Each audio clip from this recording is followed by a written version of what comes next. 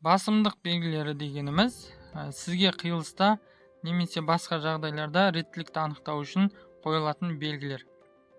Басымдық белгілері мысалы басты жол деген белгі бар, ол дәл қиылыстың алдында орнатылады.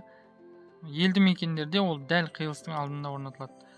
Сіз басымдылыққа иесіз деген мағына. Басқа жолдағы көліктер сізге жол беруге міндетті. Міне осылайша.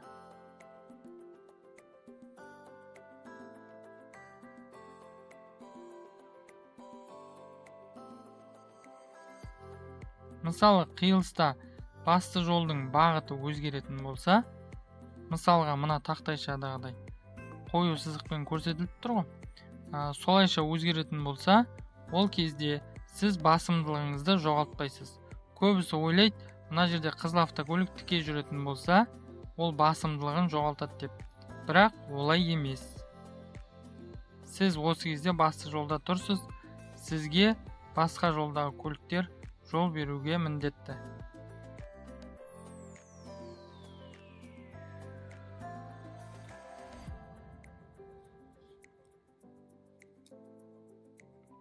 Ал елді мекеннен тыс басты жол деген белгі дәл қиылыстың алдында және қиылыстан 150-300 метр алдын ала ескерту мақсатында орнатылады.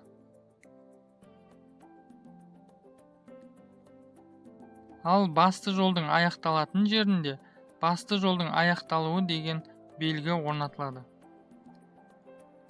Ол белгі алдын ала орнатылады, немесе дәл қиылыстың алдында орнатылады. Ал егер дәл қиылыстың алдында орнатылған жағдайда, міне осындай жағдайда, басымдылыққа кім ие болады және реттілік қандай болады?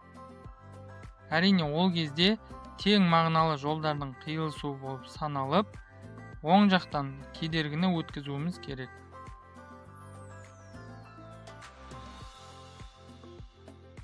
Егер алдымыздағы жол басты жол болатын болса, ол кезде басты жолдың аяқталуы деген белгінің астында жол бер деген белгі немесе аялдаусыз жүруге тыйым салынады деген белгі орнатылуға тиіс.